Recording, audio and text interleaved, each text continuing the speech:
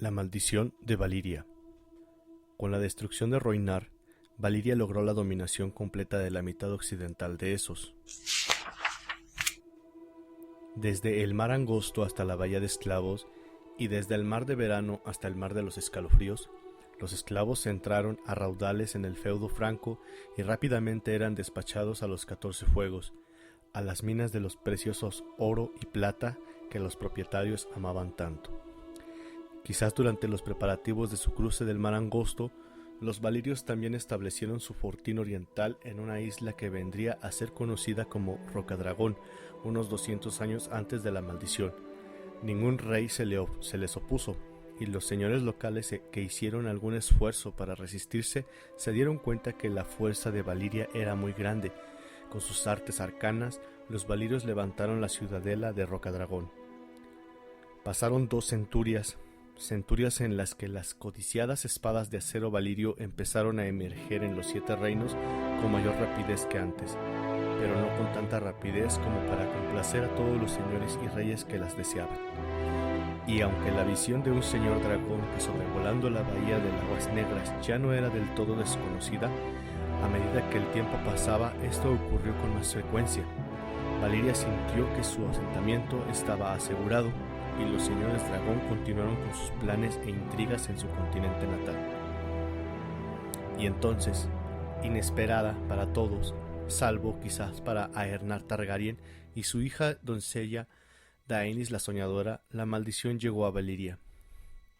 Hasta el día de hoy, nadie sabe con exactitud qué causó la maldición.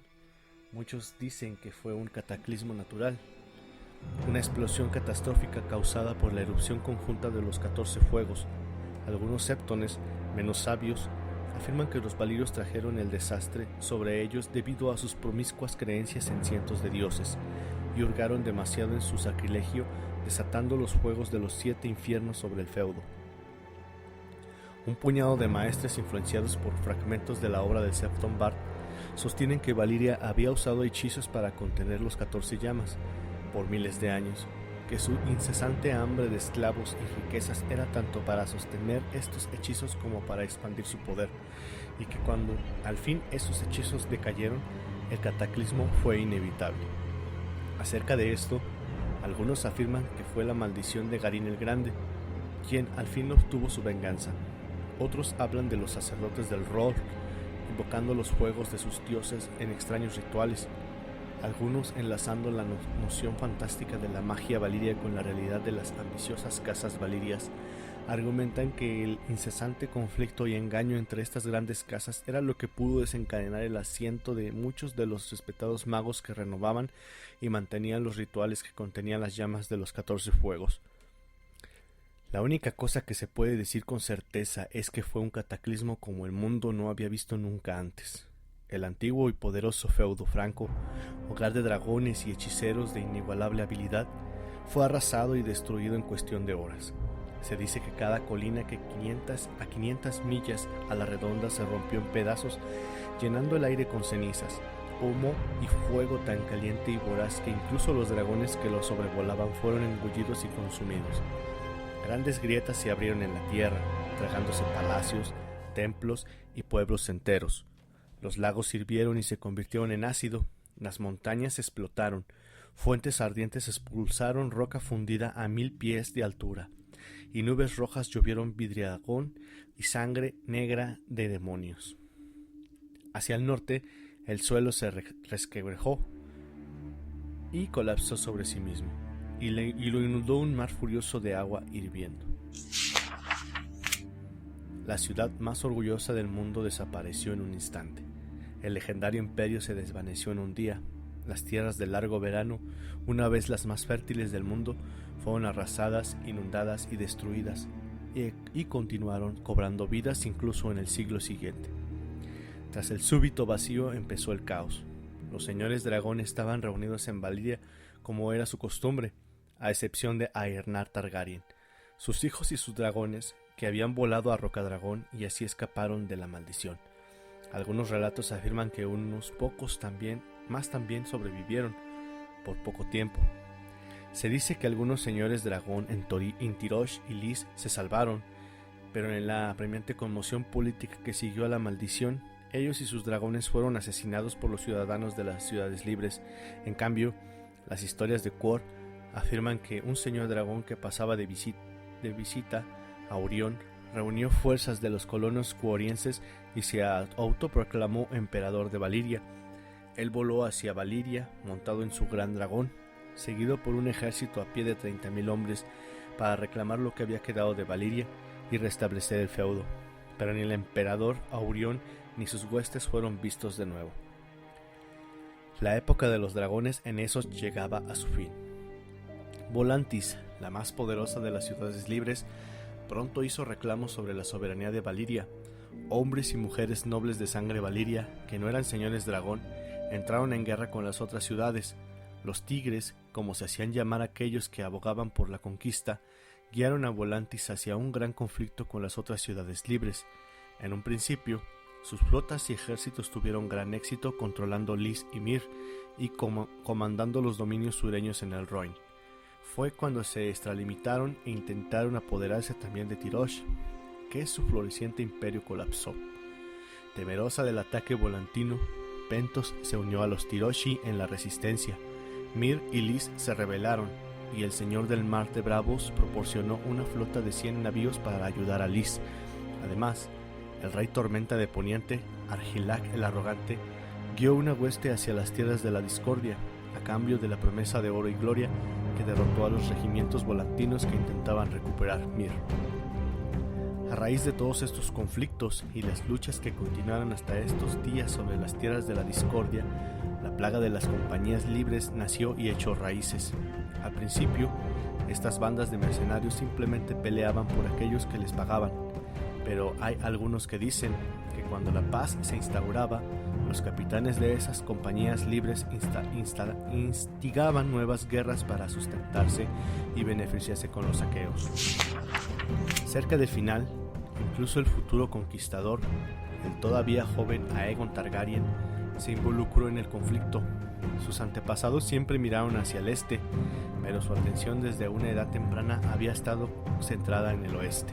Sin embargo, cuando Pentos y Tirosh se le acercaron, invitándolo a unírsele a una gran alianza en contra de Volantis, él los escuchó y por razones que aún desconocemos, decidió aceptar su propuesta.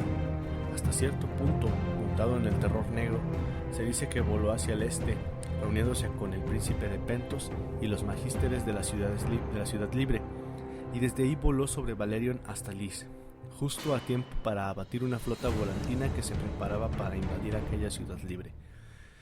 Volantis sufrió más derrotas. En el lago Daga, donde las galeras de fuego de Quor y Norvos destruyeron gran parte de la flota volantina que controlaba el Rhoyne, y en el este, donde los Dothraki empezaron a salir como un enjambre del mar Dothraki, dejando a su paso ciudades, pueblos en ruinas, mientras atacaban a las debilitadas Volantis. Al final, los elefantes, la facción volantina que favorecía la paz y que estaba formada en su mayoría por los adinerados comerciantes y mercaderes que habían sufrido bastante con la guerra, les arrebataron el poder a los tigres, quienes favorecían la conquista y pusieron fin al conflicto. En cuanto a Aegon Targaryen, poco después de su intervención en Lys, está escrito que perdió todo interés en los asuntos del este, pensando que el reinado de Volantis había llegado a su fin. Voló de regreso a Rocadragón y entonces, cuando las guerras en Esos dejaron de ser un problema, volvió su mirada al oeste. El feudo franco de Valiria y su imperio fueron destruidos por la maldición, pero la destrozada península aún existe.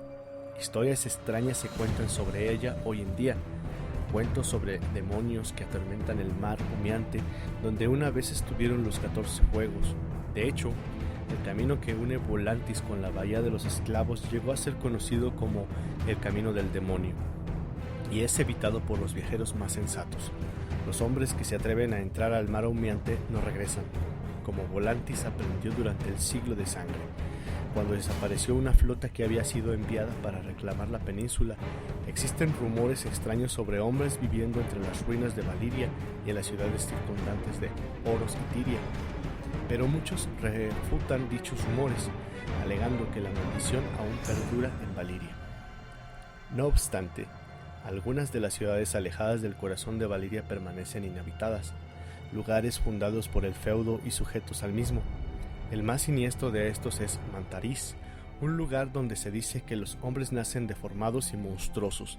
Algunos atribuyen esto a la cercanía de la ciudad al camino del demonio, la reputación de Tolos, donde se encuentran los mejores honderos del mundo, y de la ciudad de Eliria, en su isla. Es menos siniestra y menos notable también, ya que éstas hicieron tratados con las ciudades Kishkari en la Bahía de los Esclavos y por tanto evitaron verse involucradas en cualquier intento por reclamar el corazón ardiente de la destrozada Valiria. El reinado de los dragones.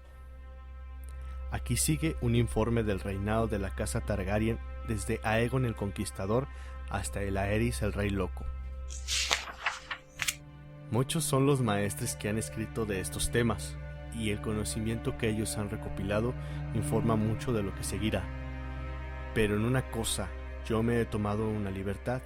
El informe de la conquista de Aegon no es mi propio trabajo, sino algo descubierto últimamente en los archivos de la Ciudadela, olvidados desde el triste final de Aegon, el quinto de su nombre. Este fragmento parte de una obra mayor que parece proyectado como una historia de los reyes Targaryen. Fue encontrado entre un montón de polvorientos papeles pertenecientes al archimaestre Geralt, el historiador, cuyas escrituras en la historia de la Ciudadela eran bien consideradas en su tiempo, pero no estaban escritos por él. No es de su estilo, pero ciertas notas encontradas con estos papeles indican que fueron escritas por archimaestre Gildain, el último maestre que sirvió el refugio estival antes de su destrucción en el reinado de Aegon el Afortunado, el quinto de su nombre, los que puede haber enviado a Geralt para su comentario y aprobación. La historia de la conquista está tan completa como ninguna, y por eso la he puesto aquí. ¿Para qué? Por fin más ojos que los míos y del difunto archimaestre Geralt puedan apreciar y aprender de ella. He descubierto otros manuscritos escritos por esta misma mano, pero muchas páginas se han extraviado o destruido, y otras se han dañado por el abandono y el fuego. Quizás un día se encuentren más, y esta obra maestra perdida puede ser copiada y publicada, ya que lo poco que he encontrado ha causado gran expectación en la Ciudadela. Sin embargo, hasta entonces, sus fragmentos sirven como una de las muchas fuentes de información sobre los reinados de los reyes Targaryen, desde el Conquistador hasta el fallecido Aerys II, el último rey Targaryen que se sentó en el trono de hierro. La conquista de Aegon, parte 1. Los maestres de la Ciudadela, quienes custodian las historias de Poniente, han utilizado la conquista de Aegon como su piedra angular durante los últimos 300 años. Los nacimientos, muertes, batallas y otros eventos son fechados en DC, después de la conquista, o AC, antes de la conquista. Los verdaderos eruditos saben que tales fechas están lejos de ser exactas. La conquista de los 7 reinos de Aegon Targaryen no tuvo lugar en un solo día. Pasaron más de 2 años entre el desembarco de Aegon y su coronación en Antigua, e incluso entonces la conquista seguía incompleta, pues Dorne seguía siendo un territorio independiente. Todos los intentos esporádicos de anexar Dorne al reino continuaron a través del reinado del rey Aegon y los reinos de sus hijos, haciendo imposible fijar una fecha precisa para el final de las guerras de la conquista. Incluso la fecha del inicio es materia de malinterpretación.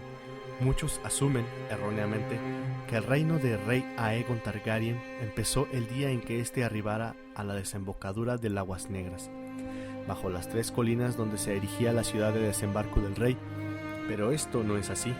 El día del desembarco de Aegon fue celebrado por el rey y sus descendientes, pero la fecha real del comienzo del reinado del conquistador fue el día en que fue coronado y ungido en el septo estrellado de Antigua por el Septon Supremo de la Fe. Esta coronación tuvo lugar 2 años después del desembarco de Aegon, mucho después de haber ganado 3 de las principales batallas de las guerras de la conquista. Por lo tanto, se puede ver que la mayoría parte de la conquista real de Aegon tuvo lugar entre 2 y primero antes de la conquista. Los Targaryen eran de pura sangre valiria, señores dragón de un antiguo linaje.